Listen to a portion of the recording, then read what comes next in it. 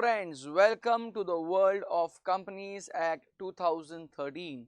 I, Professor Kunal Shah, on behalf of JK Shah Classes, is over here to present the revisionary lecture for a chapter called as Prospectus and Allotment of Securities. Yes, my dear friends, in this revisionary lecture, we have also covered the latest amendments issued by ICAI in our November 21 RTP. Over here, chapter का नाम है prospectus and allotment of securities. ये पूरा का पूरा chapter cover किया गया है under chapter number 3 of companies act 2013.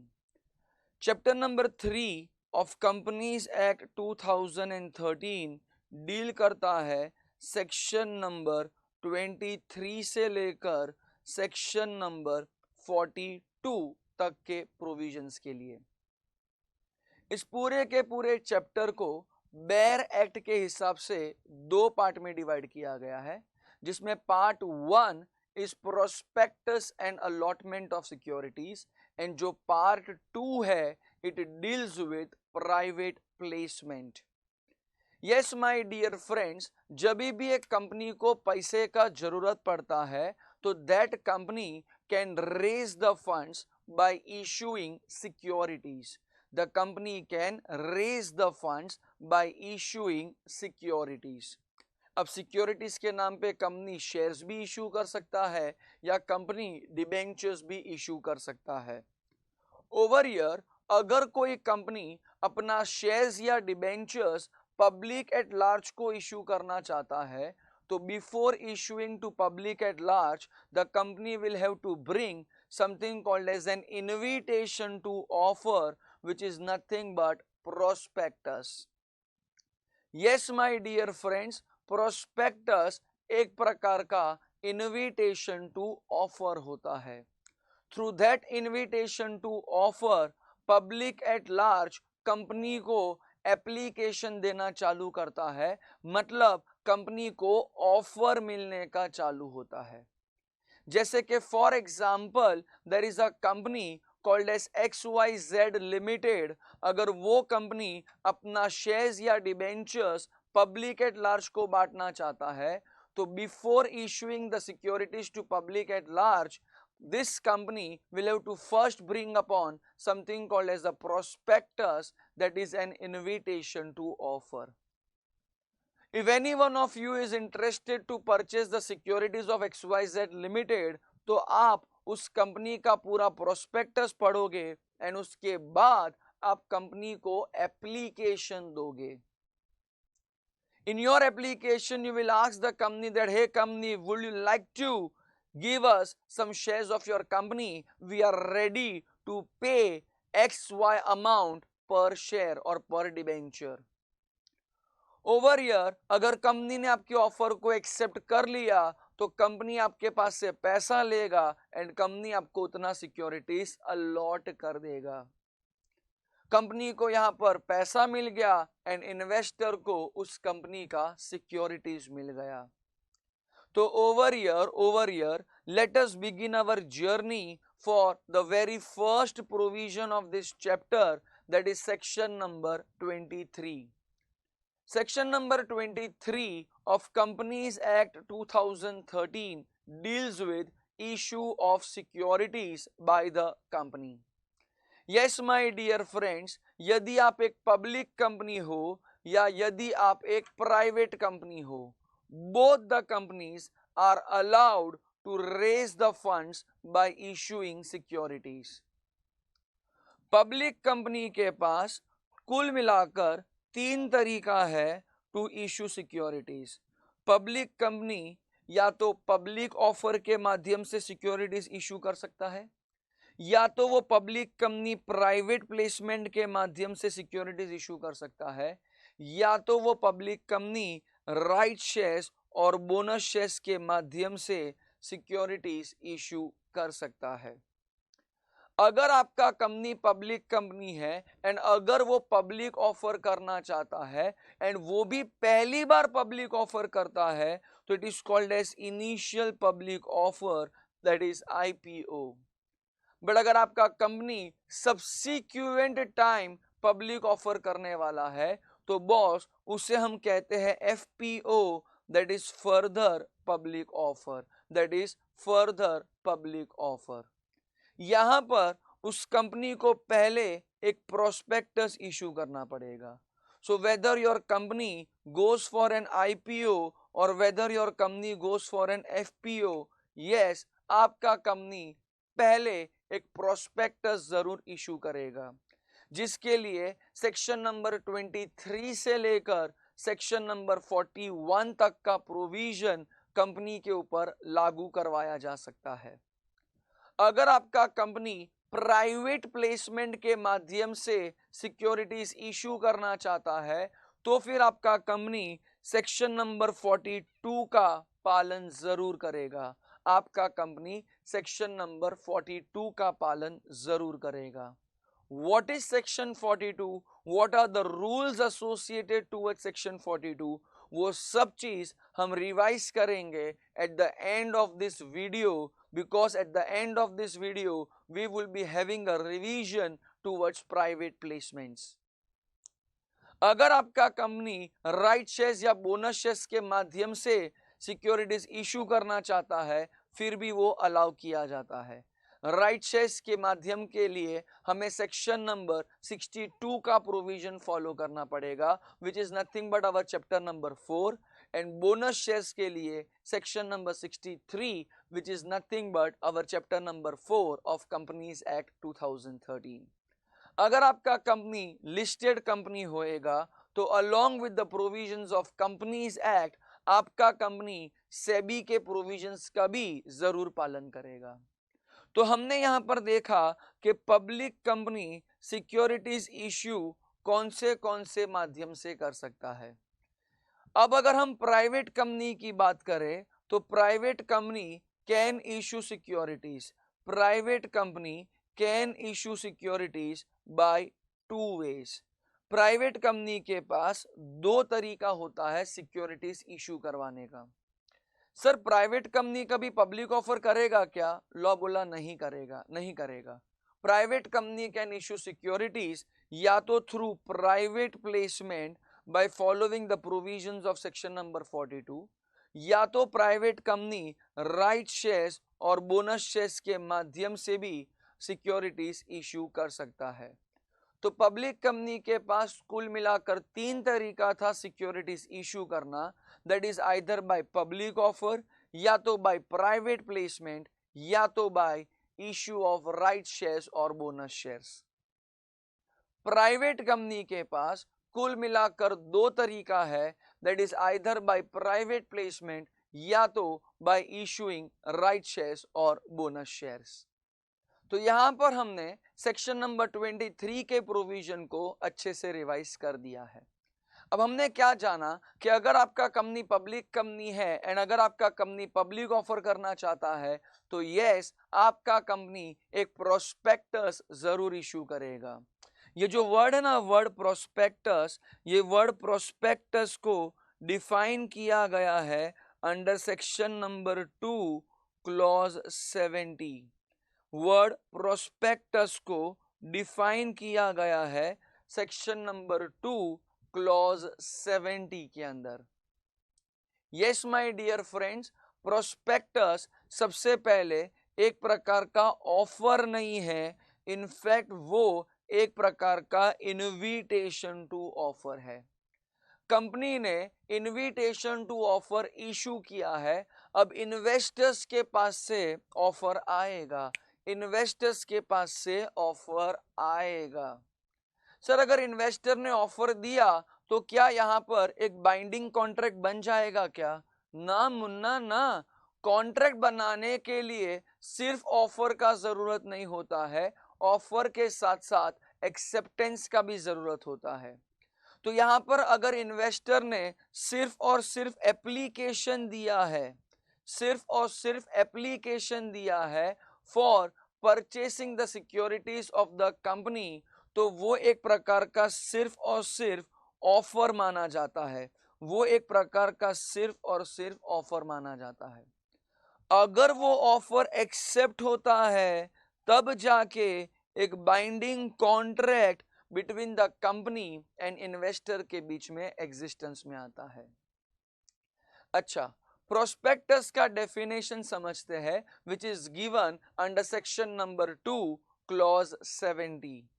Section number 2 clause 70 बोलता है कि प्रोस्पेक्टस या तो एक नोटिस के रूप में होएगा, या तो प्रोस्पेक्टस सर्कुलर के रूप में होएगा, या तो प्रोस्पेक्टस एडवर्टीजमेंट के रूप में भी हो सकता है, या ऐसा कोई भी कागज का टुकड़ा which is inviting offers from public at large.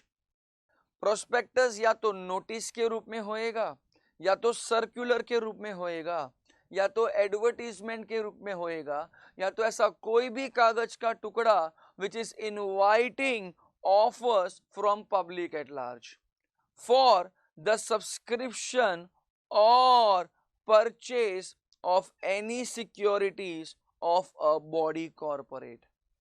Body corporate includes a company. Body corporate includes a company. तो यहां पर प्रोस्पेक्टस एक नोटिस के रूप में भी हो सकता है, या तो सर्कुलर के रूप में भी हो सकता है, या एडवर्टीजमेंट के रूप में भी हो सकता है। लॉ मेकर बोलता है कि prospectus includes red herring prospectus as well as shelf prospectus. What is red herring prospectus and what is a shelf prospectus? तो boss they both are types of prospectus. यहां पर red herring prospectus and shelf prospectus के बारे में हम revision जरूर करेंगे in our further part of this video. Okay, आगे बढ़ते हैं। मैंने आपको ऑलरेडी बोल दिया था कि prospectus must be always and always in a return form. Prospectus must be always and always in a return form. यहां पर हम नेक्स्ट पार्ट को डिस्कस करते हैं, that is section number 26 which tells about contents of prospectus। हाँ जी my dear friends, law maker बोलता है कि every prospectus must be dated. Prospectus के ऊपर एक तारीख का थप्पा लगाया जाता है।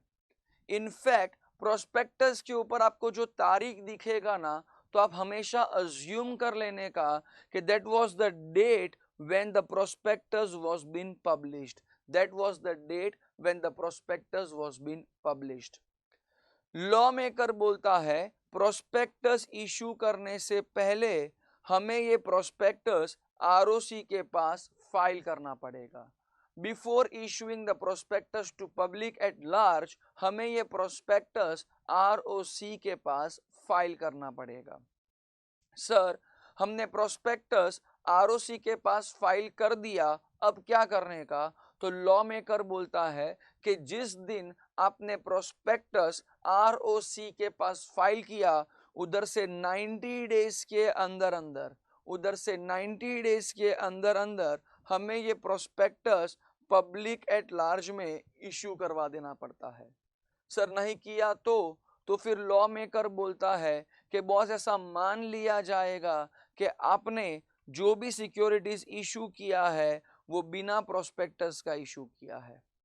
तो जिस दिन प्रोस्पेक्टस आरओसी के पास फाइल होता है, उधर से 90 दिनों के अंदर अंदर हमें वो प्रोस्पेक्टस पब्लिक एट लार्ज को इशू कर देना पड़ता है। यहाँ पर इसके ऊपर आपको कोई थियरी क्वेश्चन आ सकता है, इसके ऊपर आपको कोई प्रकार का थियरी क्वेश्चन आ सकता है कि boss what are the main contents of prospectus. तो लॉ मेकर बोलता है कि हर एक प्रोस्पेक्टस के ऊपर डेट होना चाहिए and every prospectus should be properly been signed. जिन जिन डायरेक्टर्स का नाम प्रोस्पेक्टस के अंदर लिखा गया है, जिन जिन प्रमोटर्स का नाम प्रोस्पेक्टस के अंदर लिखा गया है, उनका हमें यहाँ पर एक सिग्नेचर लगेगा। हाँ जी दोस्तों, प्रोस्पेक्टस के अंदर हमें इंफॉर्मेशन देना पड़ेगा, that is the financial information which is been specified by SEBI in consultation with central government. Prospectus के अंदर हमें फाइनेंशियल इंफॉर्मेशन का जानकारी देना पड़ेगा which is been specified by SEBI in consultation with central government.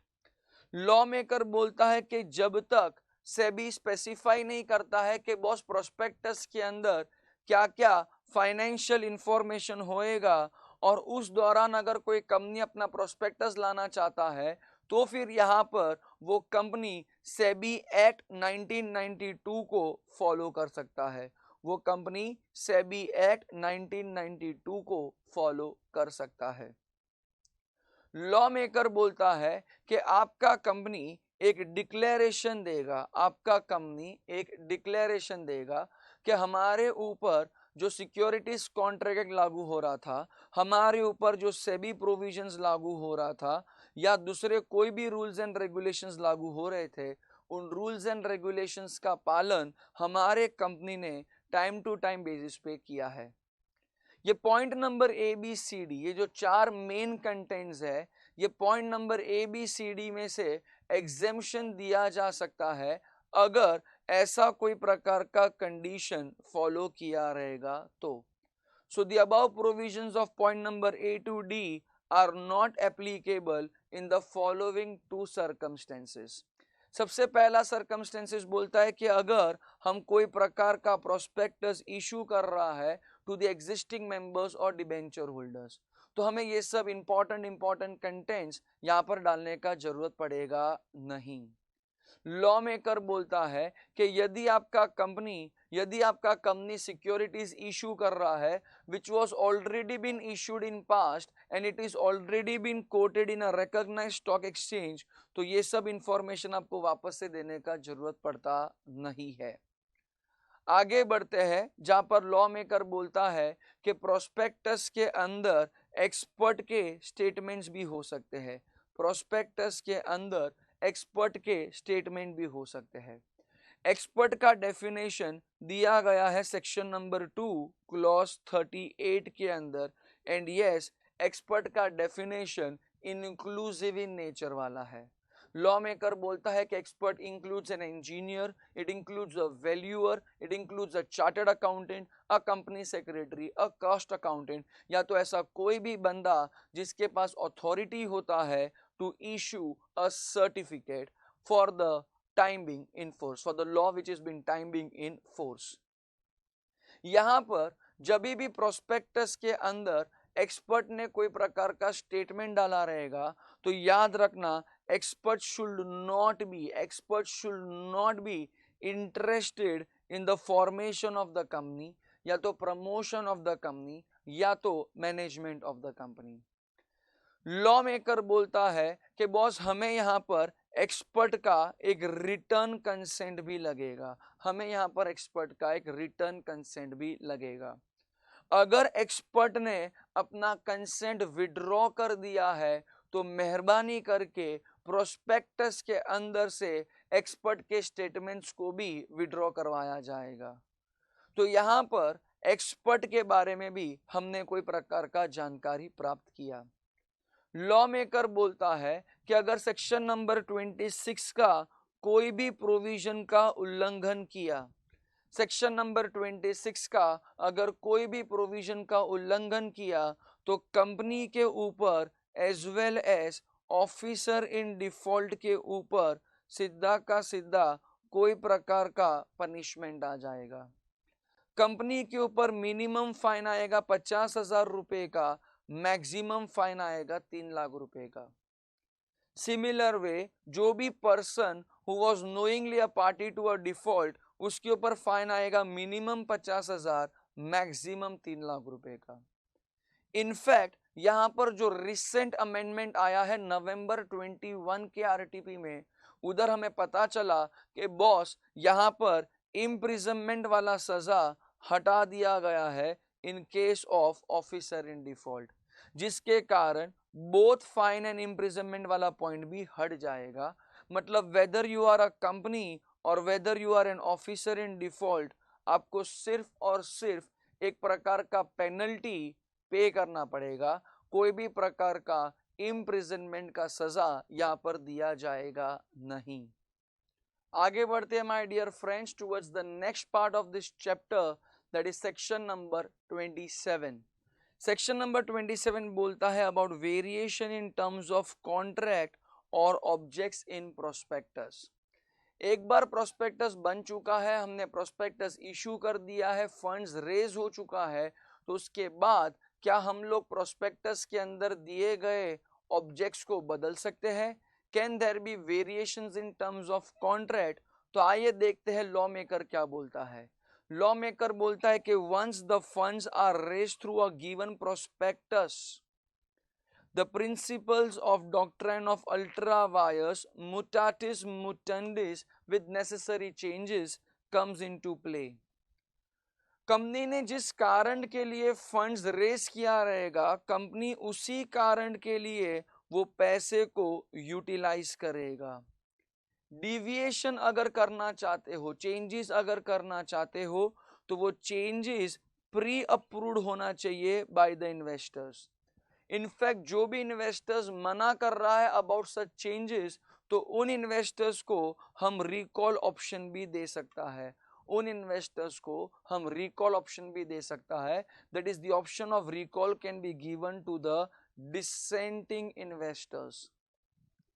Dissenting investors का मतलब होता है वो इन्वेस्टर्स जिन्होंने कोई भी प्रकार का कंसेंट नहीं दिया फॉर द डिविएशंस।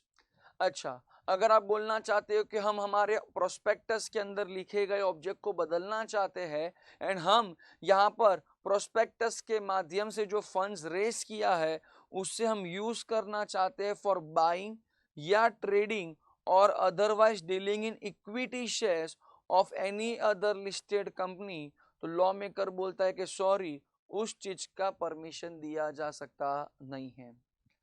अगर डिविएशंस करना है तो वो डिविएशंस के लिए हमें सबसे पहले एक स्पेशल रेजोल्यूशन पास करना पड़ेगा by a postal ballot. Special resolution pass करना पड़ेगा by a postal ballot. What is postal ballot? तो उसका जिक्र हम सेक्शन नंबर 110 में जरूर करेगा।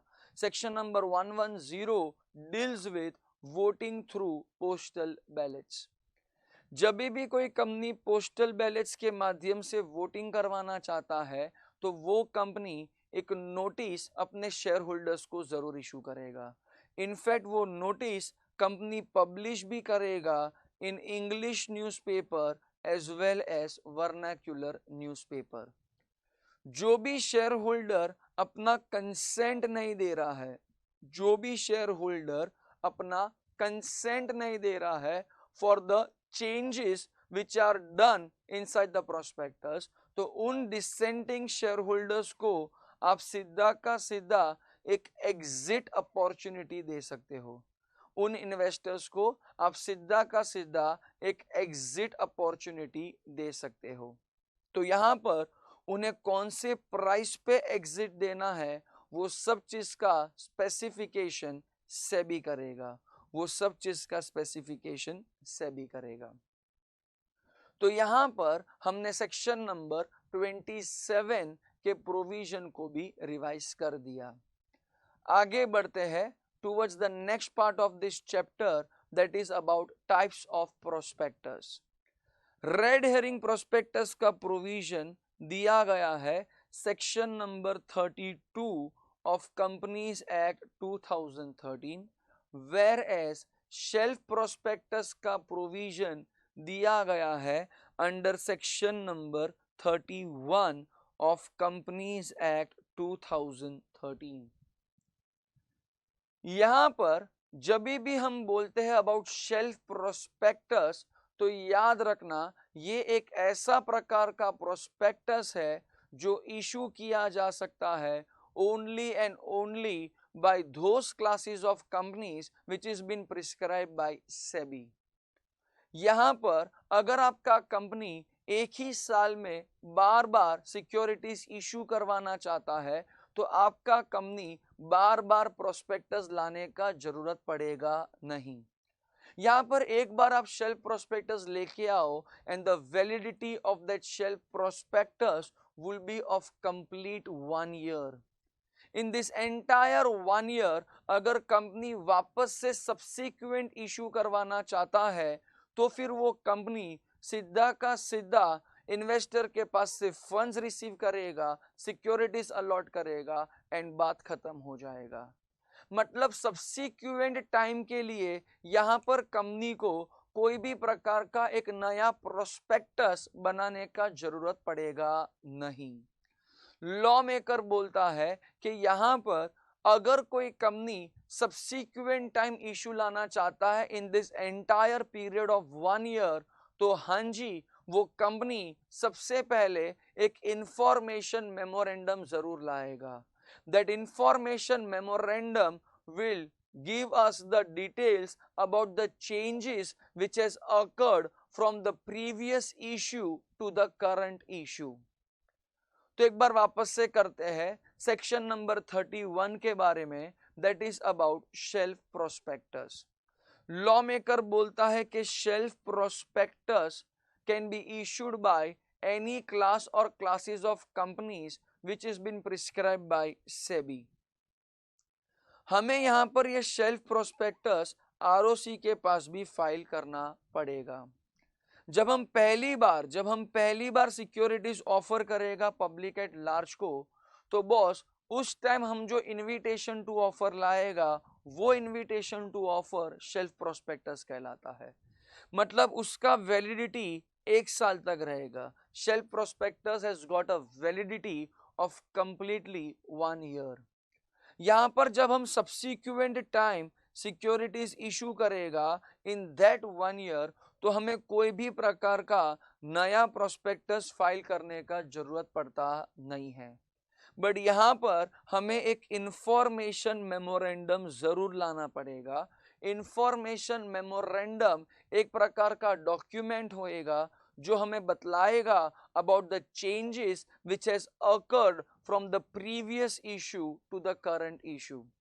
फिर वो चेंजेस कोई भी प्रकार का हो, फाइनेंशियल इंफॉर्मेशन का चेंजेस हो या नॉन फाइनेंशियल इंफॉर्मेशन का चेंजेस हो, कोई भी चेंजेस हुआ रहेगा वो चेंजेस कंपनी अपने इन्वेस्टर्स को कम्युनिकेट जरूर करेगा।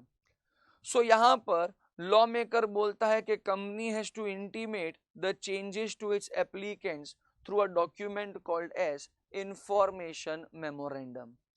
अच्छा, अगर हमने यहाँ पर चेंजेस इंटीमेट कर दिया एंड अगर कोई एप्लीकेंट अपना एडवांस वाला पैसा विड्रॉ करवाना चाहता है, तो यस, कंपनी उसे वो एडवांस वाला पैसा रिफंड कर देगा विद इन 15 डेज। वो एडवांस वाला पैसा रिफंड कर देगा with in 15 days. Shelf prospectus के साथ अगर हम इंफॉर्मेशन मेमोरेंडम को जोड़ दे तो ऐसा माना जाता है कि वो पूरा का पूरा एक प्रकार का प्रोस्पेक्टस ही कहलाता है। तो shelf prospectus along with information memorandum is nothing but to be considered as the prospectus of the company. It is nothing but to be considered as the prospectus of the company. तो यहाँ पर हमने shelf prospectus के provision को अच्छे से revise कर दिया है। आगे बढ़ते हैं towards the next provision, that is section number 32, which deals with red herring prospectus. Law maker बोलता है कि रेड हेरिंग प्रोस्पेक्टस एक ऐसा प्रकार का प्रोस्पेक्टस है जिसमें कुछ इंफॉर्मेशन मिसिंग होएगा। मतलब कंप्लीट डिटेल्स उस प्रोस्पेक्टस में नहीं रहेगा। सर कौन सा इंफॉर्मेशन मिसिंग रहेगा? तो लॉ मेकर बोलता है either the quantity of securities to be issued या तो प्राइस ऑफ द सिक्योरिटीज।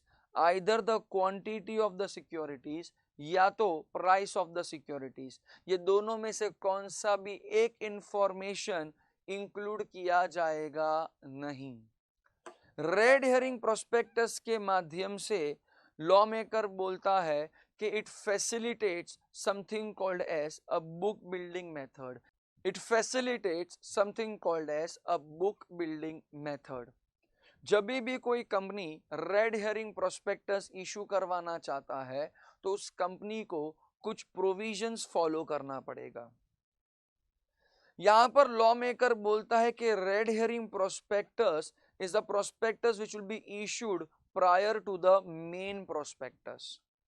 जी हाँ, जब भी कोई company red herring prospectus issue करेगा तो वो रेड हेरिंग प्रोस्पेक्टस वो कंपनी पहले इशू करेगा, that is before issuing the final prospectus. हाँ जी, हमें ये रेड हेरिंग प्रोस्पेक्टस आरओसी के पास भी फाइल जरूर करवाना पड़ता है।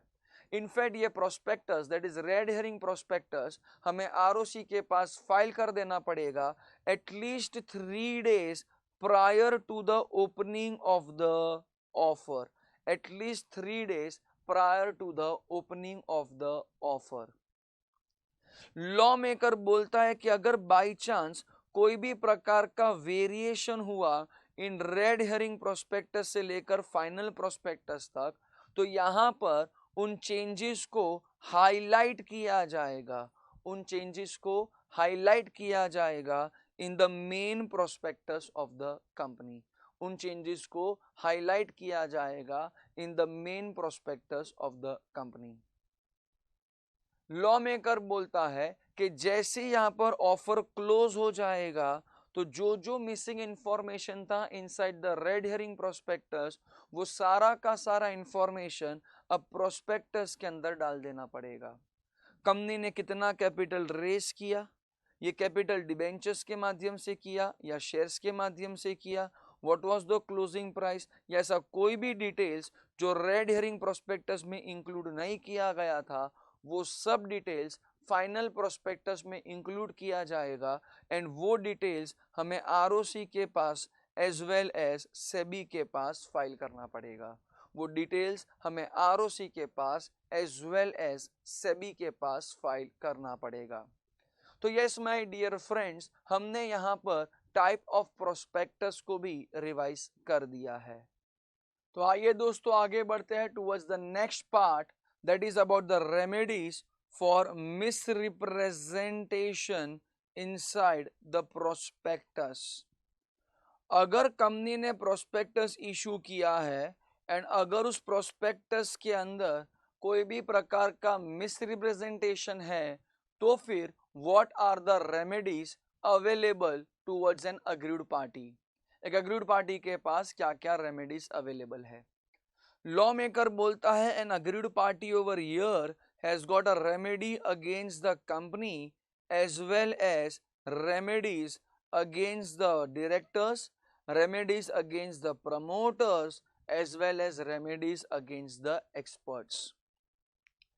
यहां पर अगर कंपनी ने प्रोस्पेक्टस इशू किया एंड अगर प्रोस्पेक्टस के अंदर कोई भी प्रकार का मिसरिप्रेजेंटेशन हुआ है तो यहां पर जो बंदा इन्वेस्टमेंट किया था प्रोस्पेक्टस के आधार पे, जो बंदा अपना पैसा इन्वेस्ट किया था प्रोस्पेक्टस के आधार पे, that all aggrieved parties will have got certain remedies against the company as well as against the directors, promoters and experts।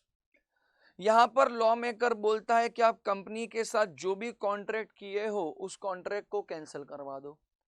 In fact यहां पर अग्रीड पार्टी सीधा का सीधा कोर्ट में एप्लीकेशन देगा एंड कोर्ट को बोलेगा to pass an order and ask the company to strike off the name of the person from the register of the member. यहां पर अग्रीड पार्टी सीधा का सीधा सीधा का सीधा अपना पैसा वापस क्लेम करेगा from the company. In fact aggrieved party can also ask the company to pay for the damages, जो भी अग्रीड पार्टी कंपनी के खिलाफ एक्शंस लेना चाहता है that actions must be taken with in a reasonable period of time.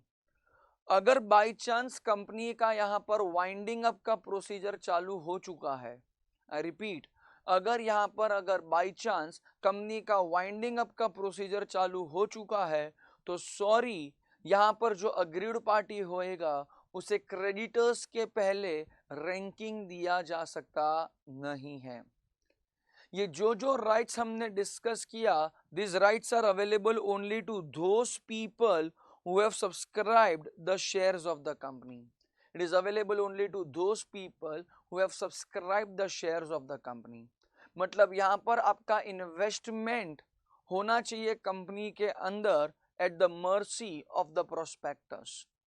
अगर आप prospectus के आधार पे पैसा इन्वेस्ट किया था एंड अगर प्रोस्पेक्टस मिसस्टेटेड निकला, then only the rights are available to you guys.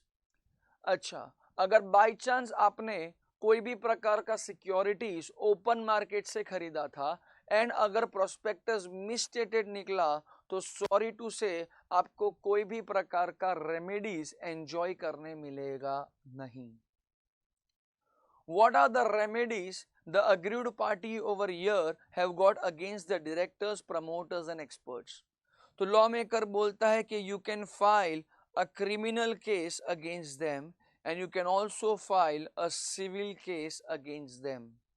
अगर आपने क्रिमिनल केस फाइल किया तो सेक्शन नंबर 34 पिक्चर में आ जाएगा। Section number 34 of companies act 2013 deals with criminal liability for misstatement inside the prospectus. यहां पर aggrieved party company के directors, company के प्रमोटर्स एंड कंपनी के एक्सपर्ट्स के खिलाफ केस कर सकता है as per section number 447 which deals with penalty for fraud, which deals with penalty for fraud. अगर यहां पर फ्रॉड किया गया है, फ्रॉड का अगर value is lesser than 10 lakh rupees और 1% of the turnover which ever is lesser, इस पूरे के पूरे गिवन वैल्यू से भी कम अमाउंट का फ्रॉड किया गया है, तो फिर हम यहाँ पर डायरेक्टर्स, प्रमोटर्स एंड एक्सपर्ट्स के ऊपर पेनल्टी डाल देंगे which can be of up to 50 lakhs, या तो हम उनको जेल में भिजवा सकते हैं अप टू 5 years। बट अगर फ्रॉड का अमाउंट इज इक्वल टू और मोर देन, फ्रॉड का अमाउंट इज इक्वल टू और मोर देन 10 लाख रुपीज और 1% of the turnover which ever is lesser, given value से अगर एग्जैक्ट अमाउंट का फ्रॉड किया या उससे ज्यादा अमाउंट का फ्रॉड किया, तो फिर पेनल्टी लगेगा विच will B minimum towards the amount of fraud. अगर 100 करोड़ का फ्रॉड किया है तो पेनल्टी मिनिमम 100 करोड़ का लगेगा। Maximum amount of penalty can be 3 times the amount of fraud. मतलब अगर फ्रॉड 100 करोड़ का किया है तो minimum penalty 100 crore, maximum penalty 300 crore. लगे हाथ जेल में भी जाना पड़ेगा, minimum 6 months, maximum 10 years। Minimum 6 months, maximum 10 years। अगर पब्लिक इंटरेस्ट इन्वॉल्व हुआ तो फिर आपको इम्प्रिजनमेंट का सजा मिनिमम 3 years का हो जाएगा, मैक्सिमम 10 years का रहेगा। तो ओवर ईयर जैसे ही सेक्शन नंबर 34 एप्लीकेबल होता है तो उसके साथ साथ सेक्शन नंबर 447 भी एप्लीकेबल हो जाएगा। तो यस माय डियर फ्रेंड्स, हमने यहाँ पर सेक्शन नंबर 34 को रिवाइज कर दिया है। आगे बढ़ते हैं towards the next part, that is section number 35 which deals with civil liability for misstatement inside the prospectus। 34 क्या था? It was a criminal liability। 35 क्या बोलता है? It is a civil liability। Law maker बोलता है कि यहाँ पर द अग्रीड पार्टी को कोई भी प्रकार का नुकसान हुआ रहेगा तो वो नुकसान का भरपाई फॉलोइंग पर्संस को करना पड़ेगा।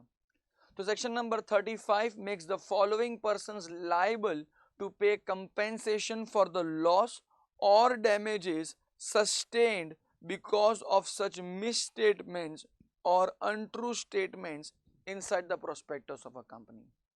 Who are the people liable? Let us check। तो लॉ मेकर बोलता है कि every person who was acting as a director at the time of issue of prospectus।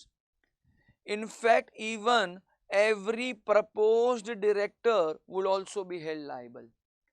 In fact, every promoter of the company will be held liable। Yes, every other person who had authorized the issue of prospectus and every person who was named as an expert inside the prospectus। इन सब लोगों का liability unlimited in nature होएगा। मतलब यहाँ पर investors लोगों को जितने भी अमाउंट का नुकसान हुआ है because of such misstatement inside the prospectus, वो पूरा का पूरा नुकसान का भरपाई ये 5 जन मिलकर करना चाहिए, ये 5 जन मिलकर करना चाहिए।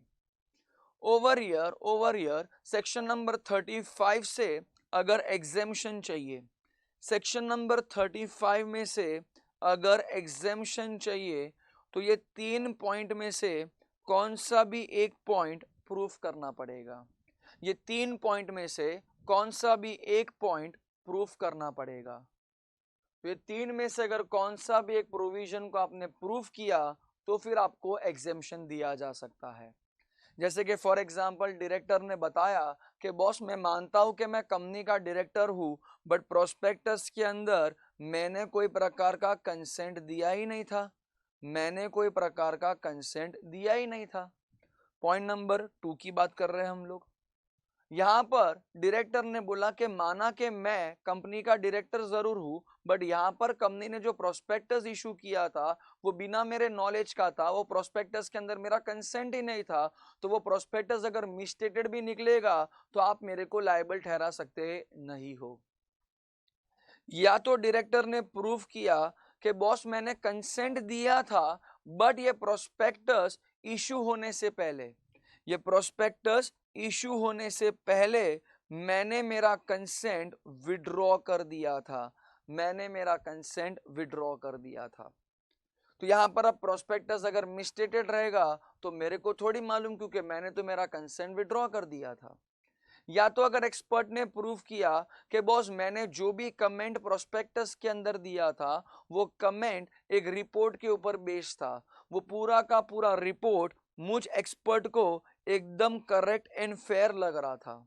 इनफैक्ट वो रिपोर्ट जिस बंदे ने बनाया था वो बंदा एकदम कॉम्पिटेंट पर्सन था उस रिपोर्ट को बनाने के लिए।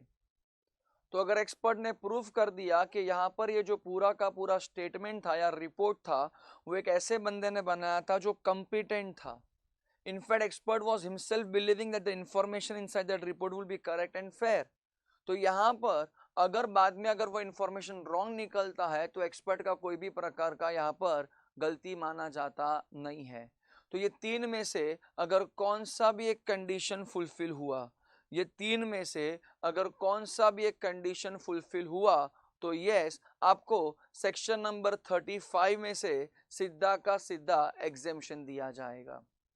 नेक्स्ट पॉइंट आता है that is regarding section number 36, जो बोलता है कि अगर आपने किसी को फ्रॉड्यूलेंटली इंड्यूस किया, अगर आपने कोई भी बंदे को फ्रॉड्यूलेंटली इंड्यूस किया to invest the money into the company by making some false or misleading statements, तो फिर यहाँ पर आपके ऊपर भी सेक्शन नंबर 447 लागू करवा दिया जाएगा। And what is section number 447? तो it is nothing but towards penalty for fraud, it is a penalty towards fraud. Under section number 37 law maker बोलता है कि जो भी अग्रीड पार्टी होएगा जिनके साथ कोई भी प्रकार का मिसस्टेटमेंट्स हुआ रहेगा, आइदर अंडर सेक्शन नंबर 34 और अंडर सेक्शन नंबर 35 या तो under section number 36, any person who is acting as an aggrieved party, वो लोग सीधा का सीधा कंपनी के खिलाफ केस करने जा सकता है। अब एक एक इन्वेस्टर इंडिविजुअल बेसिस पे केस करे, उससे अच्छा सारा का सारा ग्रुप ऑफ इन्वेस्टर एक साथ कंपनी के खिलाफ केस कर दे, तो उस चीज को हम कहते हैं क्लास एक्शन सूट, उस चीज को हम कहते हैं क्लास एक्शन सूट, जहां पर द एंटायर क्लास और group of people can come together and file a case against the company. The entire class or group of people does not need to be present in the court. In fact, they will be represented by one single petitioner. They will be represented by one single petitioner. Class action suit करने का फायदा क्या होता है? तो law maker बोलता है कि बहुत सारे लोग मिलकर बहुत सारा केस फाइल करे, उससे अच्छा सारे के सारे लोग मिलकर एक सिंगल केस फाइल कर दे against the defendant which is over here nothing but a company, which is over here nothing but a company. तो यहाँ पर हमने पूरा का पूरा प्रोस्पेक्टस वाले टॉपिक को रिवाइज कर दिया है। नेक्स्ट टॉपिक आता है अलॉटमेंट ऑफ सिक्योरिटीज। जी हाँ, कंपनी ने प्रोस्पेक्टस इशू किया, आपने उस प्रोस्पेक्टस के आधार पे एप्लीकेशन दिया, एंड यहाँ पर अगर कंपनी ने आपके एप्लीकेशन को स्वीकारा तो कंपनी आपको सिक्योरिटीज अलॉट करता है। लॉ मेकर बोलता है कि it is on allotment the securities comes into existence. It is on allotment the securities comes into existence. Sir ये अलॉटमेंट करने का अथॉरिटी किसके पास होता है? तो लॉ मेकर बोलता है कि it is the board of directors of the company who are authorised to allot the securities. जब भी हम अलॉटमेंट की बात करते हैं तो there are 5 general rules which we need to follow. There are 5 general rules which we need to follow. Law maker बोलता है कि allotment should be done by a proper authority, that is either by the board of directors of the company या तो committee authorized to allot securities on behalf of the board of directors। अगर इनके अलावा दूसरा कोई भी बंदा securities allot करता है तो sorry to say allotment was without proper authority, wherein that allotment will be considered to be invalid in nature. Law maker बोलता है कि कंपनी अगर सिक्योरिटीज अलॉट करना चाहता है तो वो कंपनी सिक्योरिटीज अलॉट कर देना चाहिए with in a reasonable period of time. अच्छा, अगर कंपनी कुछ ज्यादा लंबा समय लगा रहा है सिक्योरिटीज अलॉट करवाने में तो यहाँ पर जो एप्लीकेंट होएगा, दैट इज इन्वेस्टर होएगा, वो सीधा का सीधा रेफ्यूज कर सकता है टू टेक द सिक्योरिटीज, ये बोल के कि बॉस आपने तो बहुत लंबा समय लगा दिया just to allot the securities. Law maker बोलता है कि जब भी कोई कंपनी सिक्योरिटीज अलॉट करना चाहता है तो that allotment should be absolute and it should be unconditional in nature. The allotment should be absolute and it should be unconditional in nature। मतलब allotment के दौरान कोई भी प्रकार का terms and conditions, allotment के दौरान कोई भी प्रकार का terms and conditions रखा जा सकता नहीं है। जी हाँ, it is the duty of the company to communicate such allotment। मतलब यहाँ पर कंपनी अपने इन्वेस्टर्स को कम्युनिकेट करेगा कि हमने आपके एप्लीकेशन को स्वीकारा है एंड बहुत जल्द हम आपको सिक्योरिटीज अलॉट करने वाले हैं। हमने आपके एप्लीकेशन को स्वीकारा है एंड बहुत जल्द हम आपको सिक्योरिटीज अलॉट करने वाला है। लॉ मेकर बोलता है कि कंपनी अगर चाहे तो किसी को कमीशन भी पे कर सकता है in connection with the subscription to the securities, in connection with the subscription to the securities। Securities को सब्सक्राइब करवाने में अगर किसी ने हमें मदद किया है तो हमें उस व्यक्ति को कमीशन पे करना है तो हम उसे कमीशन भी पे कर सकते हैं। तो यहाँ पर हमने 5 जनरल रूल्स पढ़े towards allotment. Now we have got certain statutory provisions towards allotment. सबसे पहला स्टैट्यूटरी प्रोविजन बोलता है about application money. Law maker बोलता है कि कंपनी को at least 5% of the face value, that is 5% of the nominal value मिलना चाहिए at the time of application. इससे ज्यादा पैसा मिलेगा तो कोई दिक्कत नहीं है, बट इससे कम पैसा कंपनी को मिलना चाहिए नहीं। ये जो भी एप्लीकेशन मनी कंपनी रिसीव करेगा वो पैसा कंपनी एक सेपरेट अकाउंट में जमा करेगा in a scheduled bank called as escrow account। ये पैसा कंपनी यूटिलाइज कर सकती है only and only for the following 2 purposes, that is या तो अगेंस्ट अलॉटमेंट या तो फॉर रिफंड ऑफ मनी। या तो ये मिनिमम एप्लीकेशन मनी का पैसा अलॉटमेंट के सामने यूटिलाइज करे या तो रीपेमेंट के लिए यूटिलाइज करे। रीपेमेंट कब किया जाएगा? जब कंपनी कोई भी कारण सर सिक्योरिटीज अलॉट नहीं कर पाएगा तो जो भी पैसा कंपनी ने प्राप्त किया है वो पैसा कंपनी रीपे करेगा, वो पैसा कंपनी रीपे कर देगा। यहां पर लॉ मेकर बोलता है अबाउट द मिनिमम सब्सक्रिप्शन। जी हाँ, कंपनी को मिनिमम सब्सक्रिप्शन का इंफॉर्मेशन अपने प्रोस्पेक्टस के अंदर डालना पड़ेगा एंड उतना मिनिमम सब्सक्रिप्शन कंपनी को मिल जाना चाहिए within 30 days from the date of issue of the prospectus. जिस दिन प्रोस्पेक्टस इशू हुआ था उधर से 30 दिनों के अंदर अंदर कंपनी को मिनिमम सब्सक्रिप्शन का पैसा मिल जाना चाहिए. If the company fails to get the minimum subscription, then the company shall repay the entire amount without interest within 15 days from the closure of the issue. जिस दिन इशू क्लोज हुआ उधर से 15 दिन के अंदर अंदर पैसा रिफंड कर दो बिना ब्याज का. बट अगर 15 दिन से ज्यादा वक्त लगाया तो कंपनी का whoever is the officer in default उसके ऊपर एक लायबिलिटी आएगा कि बॉस आप ये पैसा रिफंड करोगे with interest at the rate of 15% per annum. With interest at the rate of 15% per annum. यहां पर अगर आपका कंपनी कोई भी स्टॉक एक्सचेंज के पास लिस्टिंग करवाने का परमिशन मांगने गया है तो आपके कंपनी को उस पर्टिकुलर स्टॉक एक्सचेंज के पास से परमिशन मिल जाना चाहिए. फॉर एग्जाम्पल अगर कंपनी ने 10 स्टॉक एक्सचेंज में एप्लीकेशन दिया है फॉर लिस्टिंग, 10 स्टॉक एक्सचेंज में एप्लीकेशन दिया है फॉर लिस्टिंग, 10 में से 8 स्टॉक एक्सचेंज ने अप्रूवल दे दिया बट 2 स्टॉक एक्सचेंज ने अप्रूवल देने से मना कर दिया, तो लॉ मेकर क्या बोलता है? लॉ मेकर बोलता है कि बॉस नहीं चलेगा, कंपनी को यहाँ पर 100% लिस्टिंग मिलना चाहिए. मतलब अगर कंपनी ने 10 स्टॉक एक्सचेंज में एप्लीकेशन दिया है तो 10 का 10 स्टॉक एक्सचेंज कंपनी को यहाँ पर परमिशन देना चाहिए. सर अगर बाय चांस परमिशन नहीं मिला और सिक्योरिटीज अलॉट कर दिया तो लॉ मेकर बोलता है कि it will be considered as void. It will be considered as void. Last point law maker बोलता है कि boss waiver of a condition is not permitted. यहाँ पर ऊपर लिखा हुआ कोई भी कंडीशन अगर तुम वेव करना चाहते हो तो सॉरी आप उन कंडीशंस को वेव कर सकते नहीं हो. अगर किया ना तो भी it will be considered as void. It will be considered as void in nature. तो आइए माय डियर फ्रेंड्स आगे बढ़ते हैं towards the next part that is return of allotment.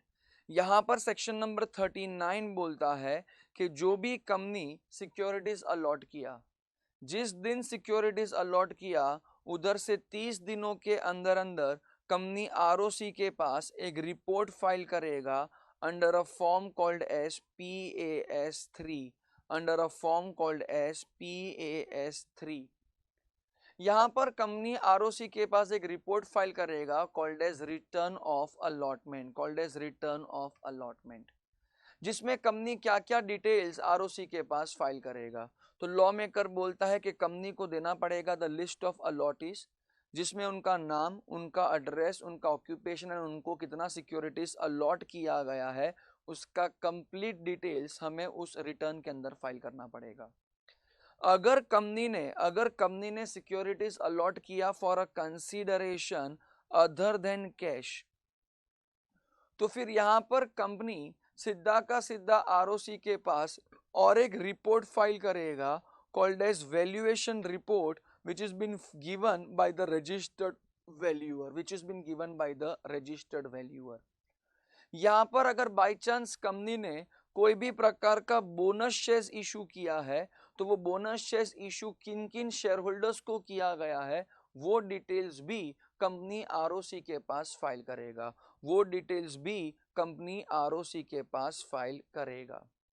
अगर आरओसी के पास रिटर्न फाइल करने में कोई भी प्रकार का मस्ती किया तो लॉ मेकर बोलता है कि company as well as officer who are in default उनके ऊपर एक पेनल्टी लग जाएगा which will be 1000 rupees for each day during which the default continues. But maximum amount of penalty जा सकता है which can be of rupees 1 lakh. यहां पर लॉ मेकर बोलता है कि अगर बाय चांस आपने दूसरे कोई रूल्स का पालन नहीं किया, जैसे कि मिनिमम एप्लीकेशन मनी था या तो फॉर एग्जांपल मिनिमम सब्सक्रिप्शन था, अगर उन रूल्स का पालन नहीं हुआ है तो फिर इन दैट केस यहां पर कंपनी के ऊपर पेनल्टी लगेगा मिनिमम 5 लाख रुपए का, मैक्सिमम 50 लाख रुपए का. Every officer who is in default उनके ऊपर मिनिमम पेनल्टी लगेगा 50,000 रुपए का, मैक्सिमम 3 लाख रुपए का.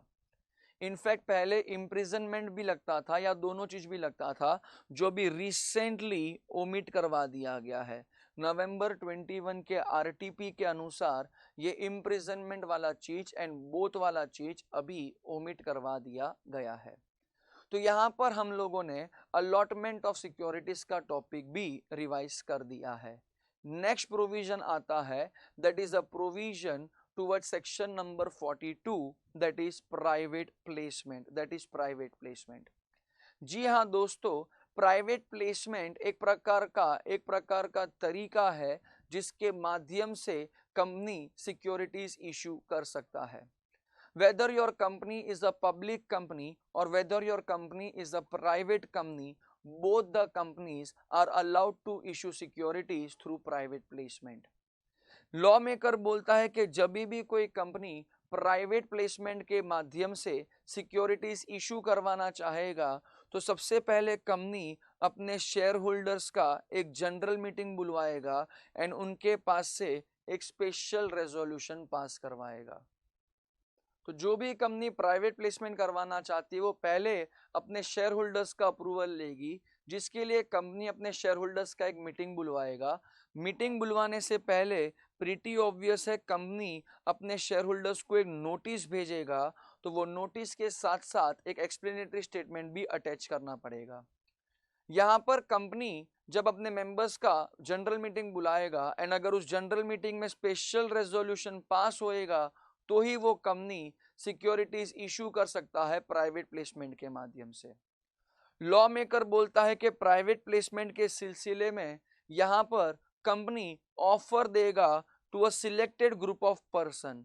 ये सिलेक्टेड ग्रुप ऑफ पर्सन को अभी से हम आइडेंटिफाइड पर्संस बोलेंगे, उनको आइडेंटिफाई बोर्ड ऑफ डायरेक्टर्स करेगा। यहाँ पर लॉ मेकर बोलता है कि बॉस, कंपनी यहाँ पर प्राइवेट प्लेसमेंट के माध्यम से ऑफर देगा not exceeding to 50 such person और any such higher number as may be prescribed. The prescribed limit is 200. The prescribed limit is 200 in a financial year. तो यहाँ पर as per company rules, the prescribed limit is of 200 such persons. जब भी private placement के माध्यम से offer किया जाएगा तो यहाँ पर if any offer is been made to qualified institutional buyers या तो any offer is been made to the employees of the company in connection to ESOPs, तो फिर उनको ये लिस्ट में से एक्सक्लूड कर देना का है, उनको ये लिस्ट में से एक्सक्लूड कर देने का है। लॉ मेकर बोलता है कि जब भी कोई कंपनी प्राइवेट प्लेसमेंट के माध्यम से सिक्योरिटीज इशू करवाएगा then the limit is of 50 such person और 200, तो प्रैक्टिकल लाइफ में हम 200 वाले अमाउंट को लेकर चलते हैं। This limit is been given for each class of securities issued. तो in one financial year a company can issue a private placement offer letter to maximum 200 such people, whether it is for shares or whether it is for debentures। यहाँ पर ये limits अलग अलग count किया जा सकता है। यहाँ पर कंपनी सबसे पहले एक प्राइवेट प्लेसमेंट ऑफर लेटर अपने इन्वेस्टर्स को इशू करेगा। यहाँ पर ये प्राइवेट प्लेसमेंट ऑफर लेटर जिस बंदे को इशू किया जाएगा वो बंदा ये ऑफर किसी दूसरे व्यक्ति को रिनाउंस कर सकता नहीं है। अगर कंपनी ने प्रिस्क्राइब लिमिट से ज्यादा लोगों को प्राइवेट प्लेसमेंट ऑफर लेटर बांटा तो फिर it will be termed as a public offer and यहाँ पर सीधा का सीधा सेक्शन नंबर 23 से लेकर 41 एप्लीकेबल करवा दिया जाएगा। जो भी बंदा प्राइवेट प्लेसमेंट के माध्यम से कंपनी के अंदर पैसा इन्वेस्ट करना चाहता है वो बंदा पैसा इन्वेस्ट करेगा या तो चेक के माध्यम से या तो डिमांड ड्राफ्ट या एनी अदर बैंकिंग चैनल्स के माध्यम से, बट कैश में पैसा इन्वेस्ट किया जा सकता नहीं है। लॉ मेकर बोलता है कि जो भी पैसा कंपनी ने प्राप्त किया है प्राइवेट प्लेसमेंट के थ्रू वो पैसा कंपनी यूटिलाइज नहीं करेगा जब तक कंपनी ने सिक्योरिटीज अलॉट नहीं किया है एंड जब तक आरओसी के पास रिटर्न ऑफ अलॉटमेंट फाइल नहीं किया है। लॉ मेकर बोलता है कि अगर ऑलरेडी एक सिक्योरिटी के लिए कंपनी ने प्राइवेट प्लेसमेंट किया तो जब तक के लिए वो पूरा का पूरा प्रोसीजर खत्म नहीं होएगा तब तक के लिए कंपनी कोई फ्रेश इश्यू ला सकता नहीं है। कंपनी प्राइवेट प्लेसमेंट के माध्यम से सिक्योरिटीज अलॉट कर देना चाहिए विद इन 60 डेज। अगर 60 डेज में अलॉट नहीं कर पाया तो within next 15 days the company will have to refund the money.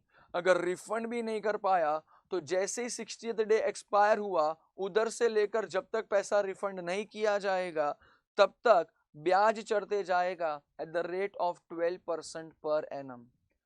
Private placement के माध्यम से जो भी पैसा कंपनी ने रिसीव किया है वो पैसा कंपनी एक सेपरेट बैंक अकाउंट में इन अ शेड्यूल बैंक जमा करेगा एंड ये पैसा यूटिलाइज किया जा सकता है only and only for the following two purposes, that is adjustment against allotment या तो for repayment of money if the securities are not getting allotted.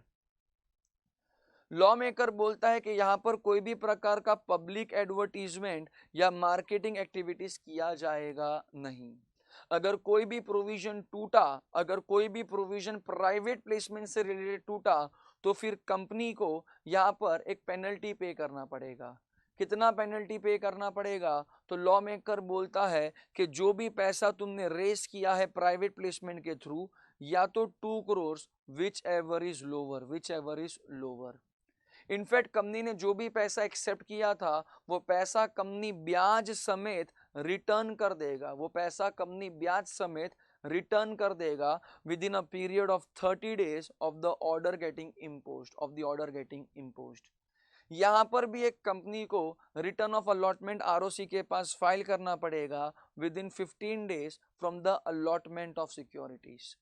अगर अलॉटमेंट कर दिया बट कोई भी प्रकार का रिटर्न आरओसी के पास फाइल नहीं किया तो फिर यहाँ पर पेनल्टी लग जाएगा which will be 1000 rupees for each day when the default continues, but maximum penalty 25 lakh रुपए का आ सकता है। मैक्सिमम पेनल्टी 25 लाख रुपए का आ सकता है। तो यहाँ पर हम लोग ने पूरा का पूरा prospectus and allotment of securities along with private placement के प्रोविजन को अच्छे से रिवाइज कर दिया। So that's all towards chapter number 3 of Companies Act 2013. Thank you so much.